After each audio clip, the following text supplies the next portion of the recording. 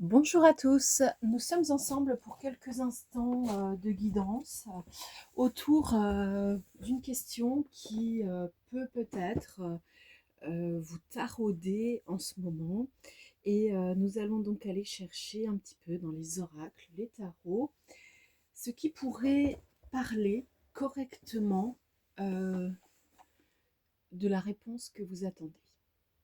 Donc là, on est particulièrement sur un groupe de personnes, une énergie qui attend une réponse, qui a déjà finalement formulé sa question. Cela peut toucher à ce stade de la vidéo probablement plusieurs sujets. Ce n'est pas précisé encore ce qu'il va se dire. Cependant, notez bien que quel que soit le sujet de votre interrogation, on est quand même déjà en train de vous dire que la réponse existe. Alors, on peut s'en douter, et puis on peut avoir pour autant quand même de la difficulté à trouver l'énergie de cette réponse, à y croire, etc. Ici, j'ai une première carte qui me parle de la présence. En numérologie, numéro 37, ça nous renvoie au 10, donc au 1. Le 1, c'est le nouveau, le renouveau, le démarrage, le début, le commencement.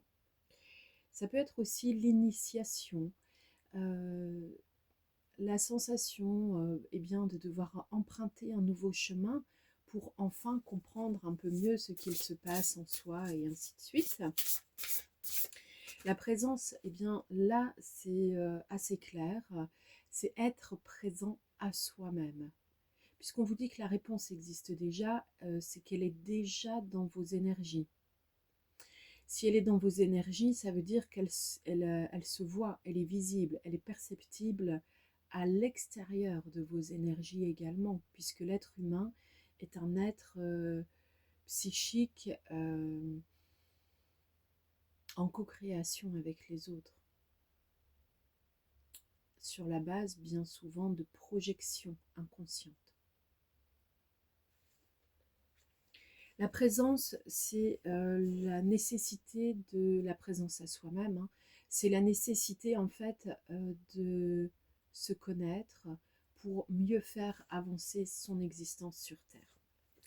J'ai une autre carte ici qui porte le numéro 7, donc qui nous renvoie à la spiritualité et qui me parle de l'esprit du chaman. Alors l'esprit du chaman, eh bien, c'est celui qui est en présence à soi-même, c'est celui qui est conscient de la raison pour laquelle il est sur Terre et conscient de son rôle.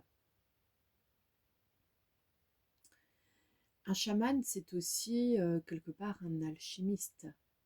Il y a des mots qui peuvent donner un peu la même énergie, bien qu'ils ne soient pas issus des mêmes contrées mondiales. L'esprit du chaman vous invite à évidemment vous remettre en chemin vers vous-même et à comprendre que tout ce qui est vibration, vision, rêve et ainsi de suite ne sont pas là pour rien. Alors on ne vous demande pas forcément avec cette carte qui s'appelle l'esprit chaman d'aller tout de suite vous mettre en transe et puis d'aller clamer que vous êtes un guérisseur. Soyez d'abord le guérisseur de vous-même et ensuite accompagnez les autres. Là, la présence à soi, la présence au monde vous ramène vraiment, vraiment vers quelque chose qui est le meilleur soin pour soi. Et encore une fois, quelle que soit votre question de départ pour donc en arriver à regarder cette vidéo, la réponse se trouve en vous.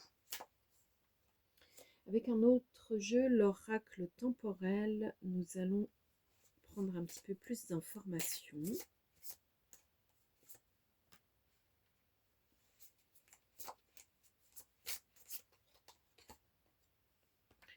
Alors, ici, c'est ce qui peut être un petit peu difficile à dépasser, qui normalement est derrière vous dans votre passé, mais qui peut encore avoir une incidence, et puis dans cette incidence, produire du ralentissement. On a une première carte, numéro 20. Alors numéro 20, si on observe toujours en numérologie, eh bien on va être sur le 2, le, alors la notion du duo, de la dualité, mais également de la rencontre. C'est le moi qui rencontre le toi, pas forcément dans un cadre idyllique, etc. Mais en tout cas, c'est l'individualité qui va rencontrer la collectivité et qui va s'insérer dans le lien social. Cette carte nous parle particulièrement sinon de nouvelles, courriers, appels téléphoniques, etc. Euh, Ça peut être aussi une personnalité bon, bah, qui aime se projeter dans le futur. Et à ce titre, puisqu'on a quand même la carte centrale de ce jeu qui est la présence, eh bien, si vous aimez vous projeter dans le futur, interrogez-vous si cela ne vous met pas simplement dans le rêve et l'illusion, euh, et si finalement cela vous sert à quelque chose. Vous avez pu attendre des nouvelles, ce qui était un peu l'idée de cette carte et l'idée de départ. Vous attendez des nouvelles, mais est-ce qu'attendre, c'est suffisant? En filigrane, ici, on nous parle de lâcher prise. Euh, dans la présence à soi, c'est se remettre vraiment dans son propre vortex d'énergie, dans l'ici et le maintenant. À ce moment-là, plus aucune question n'existe. Il n'y a que des réponses. La deuxième carte ici porte le numéro 7, donc on a quand même 2 fois le 7. Le 7 nous renvoie à notre spiritualité. Quand nous sommes un être qui clame peut-être, ce sont des exemples, peut-être évoluer dans la bienveillance, avoir un grand cœur comme ça, être dans l'amour inconditionnel, etc. D'une part, quand on clame tout ceci, c'est qu'on n'est pas dedans. C'est que finalement, de façon inconsciente, encore, immature, encore, on appelle de ses voeux à être en cet état-là. Quand on est dans la bienveillance, l'amour inconditionnel, etc., on a une énergie dans laquelle on baigne qui ne va pas clamer, qui ne va pas justifier, qui n'est pas dans ces désordres du troisième chakra principal, le chakra du plexus solaire, qui vibre quand il est déséquilibré énormément sur la notion du triangle de Karpman, victime, bourreau, sauveur. Revenons à notre deuxième carte numéro 7. Ici, c'est la notion des rendez-vous, visites, les sorties, les réunions de famille, etc. Le rapprochement, en tout cas. C'est plutôt une carte qui est marquée par la vitalité, le désir de faire plaisir aux autres. Alors peut-être que dans ce désir de faire plaisir aux autres, vous vous oubliez, puisque cette colonne représente que vous vous traînez du passé et qui a un peu de difficulté à vous mettre dans l'élan nouveau. Quand vous êtes avec les autres, êtes-vous en suradaptation? Avez-vous un comportement qui vous permette d'être inséré facilement, même en oubliant des valeurs importantes pour vous? Là, c'est un peu la question que l'on peut se poser tout de même. Cette dernière carte porte le numéro 12. En numérologie, on va rabattre sur 3. 3, c'est la communication. Alors, le 3, c'est la communication. C'est également encore de nouveau, le plexus solaire, le chakra du plexus solaire. C'est ma relation à l'autre dans le monde. On peut avoir une personne assez fiable quand même autour de vous, un ami, un proche, un membre de la famille, quelqu'un qui sera plus jeune que vous, vraiment dont on peut dire avec certitude que cette personne est fiable. Mais est-ce que finalement cette personne Euh, vous n'en attendez pas un peu plus que ce qu'elle peut donner, euh, en raison justement de sa fiabilité et de sa disponibilité, et puis de ce caractère peut-être certain quand il y a des assertions. Parfois, quand les gens parlent, on peut ressentir qu'ils sont en train d'émettre, de diffuser la vérité, la bonne réponse. Ils sont traversés par une énergie qui est celle de la vérité. À ce moment-là, ou très souvent, ou tout le temps, peu importe. Quand on est en déséquilibre sur son chakra du plexus solaire, on peut s'accrocher un peu à ce type de personnalité parce que bien sûr, ça résume ce dont on manque et ça vient par illusion colmater un peu notre propre manque. Puis ça rassure.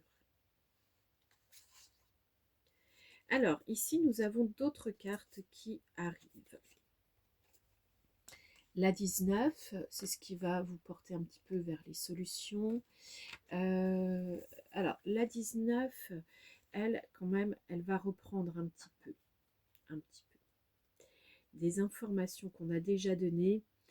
Le fait d'être mal accompagné.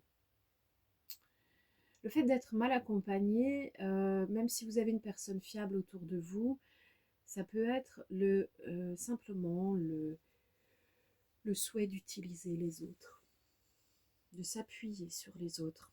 Donc vous vous accompagnez mal dans le mode relationnel qui est le vôtre.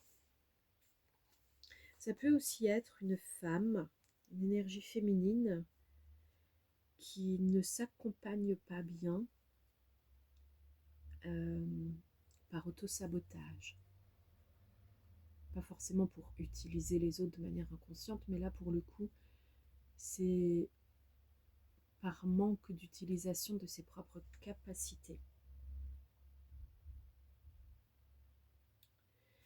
Vous pourriez avoir besoin en fait de solitude pour avancer sur les questions qui sont les vôtres en ce moment.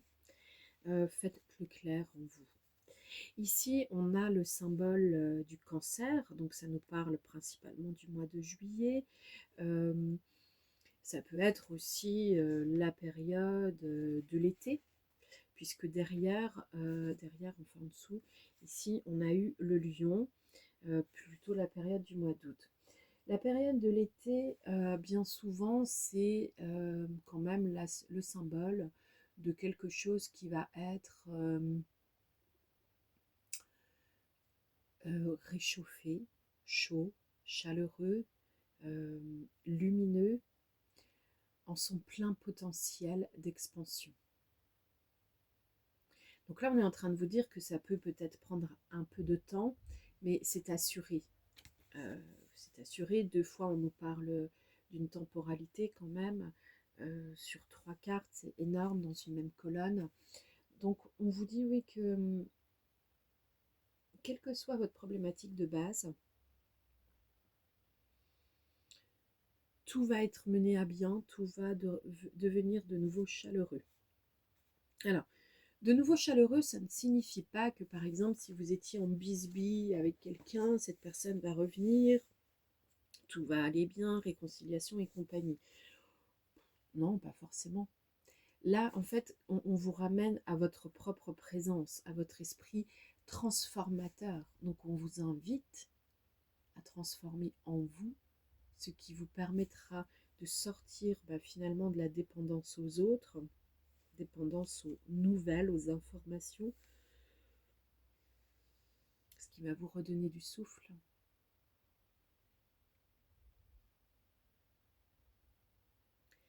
Avec les symboliques du cancer et du lion, vous pouvez être bien sûr dans l'idée que cela représente le signe astrologique de quelqu'un.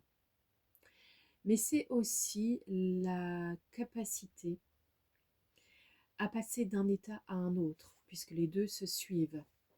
Donc il y a la continuité. C'est le soleil, si vous voulez, qui continue sa folle poursuite dans l'univers. Et en même temps, il diffuse sa lumière, sa chaleur. En fait, vous pourriez poursuivre votre but individuel en tant qu'individu, qui est une quête de grandissement intérieur, en mettant plus de présence en vous-même et en étant plus présent à vous-même. C'est un peu ce que l'on veut nous dire aujourd'hui. Il y a une dernière chose, c'est que tout ce pouvoir de transformation, certes, vous l'avez, vous le connaissez déjà, puisque dès le début, on nous disait quand même en préambule que les réponses, on les a. Travaillez sur votre respiration pour que ce soit plus évident pour vous si vous n'avez pas de facilité à comprendre où sont les réponses et quelles sont-elles. Nous en avons fini pour la guidance et je vous présente mon dernier ouvrage de développement personnel. En fait, c'est du développement individuel à titre personnel ou professionnel, finalement. Interprète entre terre et ciel, c'est l'histoire de beaucoup d'entre nous qui avons un fort potentiel dénommé HPI, qui ne nous sentons pas forcément en accord avec toutes les valeurs du monde tel qu'il nous est exposé par les médias principaux, qui ne sont que des canaux d'information. Hein. Donc si le canal ne nous correspond pas, on change de canal. Et puis il y a une espèce de grande sensibilité également qui est présente depuis le début et qui nous accompagne dans notre ouverture à la médiumnité pour, en fait, dans un premier temps, souvent, hélas, un peu par erreur, vouloir aider les autres, les guérir, peut-être même se charger de leurs problématiques, et puis ensuite, on fait un pas en arrière, on comprend dans sa propre existence qu'il n'est pas nécessaire de guérir les autres. Il est nécessaire de se guérir soi-même pour incarner la guérison. Les autres, s'ils doivent venir vers nous pour comprendre ce témoignage et trouver les clés de cette façon-là, ils se mettront en action. Nous n'avons pas à aller les chercher. Nous avons une présence guérisseuse et ce n'est pas en fait l'identité totale de notre être. À bientôt pour d'autres guidances.